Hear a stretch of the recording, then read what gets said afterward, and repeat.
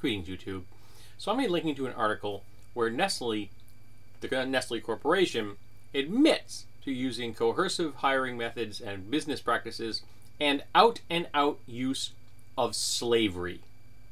Not metaphorical slavery, actual slavery. And what we're seeing here is not something that many people weren't aware of, but it's the fact that the corporation has finally admitted to doing it that's the main issue here.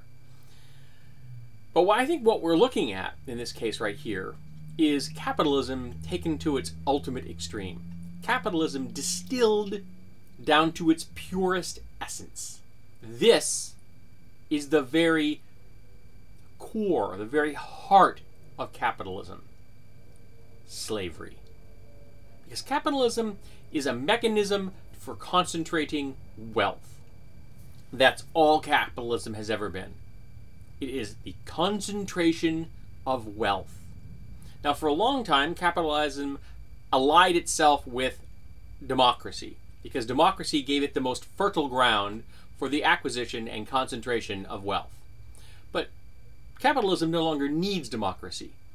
Democracy is now passé. It is capitalism, the capitalists have gained so much power and influence that they control so many things that they don't need the mechanisms of democracy because they have perfected the mechanisms of capitalism. They have reached the point of the concentration of wealth where the rest of us are not necessary to that process.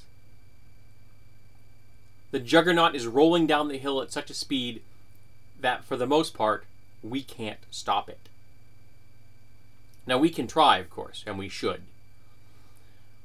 But anyone that defends capitalism as the mechanism of freedom is bullshitting you. They are either part of the mechanism and are doing everything in their power to concentrate as much of the wealth for themselves as they can, or they are naively ignorant, profoundly ignorant.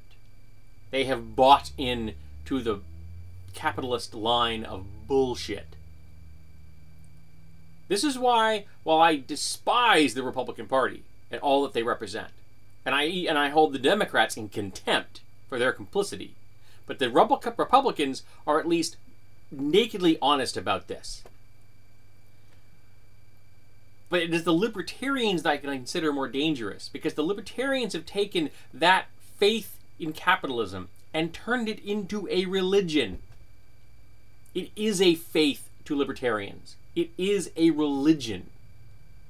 Because nothing you say or do, no evidence you can show them, nothing will shake their belief that a free market will solve all ills. Even when a corporation comes forward and says, "We enslave people," the libertarians will still tell you that free markets and capitalism is the path to freedom, when it is the path to serfdom and slavery. The 1/10% up there, the really rich ones, they're in control of almost everything. But we have one thing on our side: numbers. And we have to use them.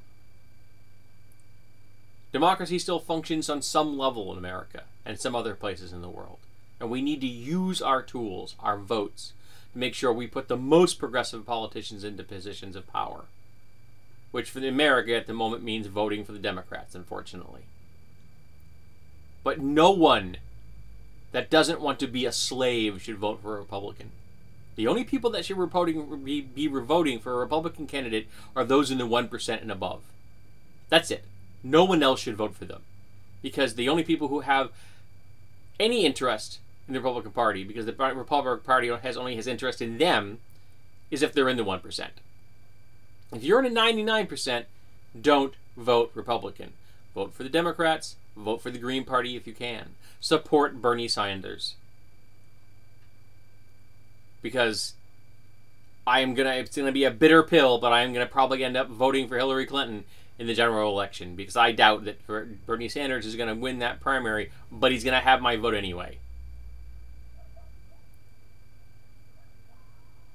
Nestle enslaved people. Corporations are the enemy. Not because I'm making them the enemy. Not because I woke up this morning and said, you know, I think the corporation should be called the enemy. No. They're the enemy because they've made themselves the enemy.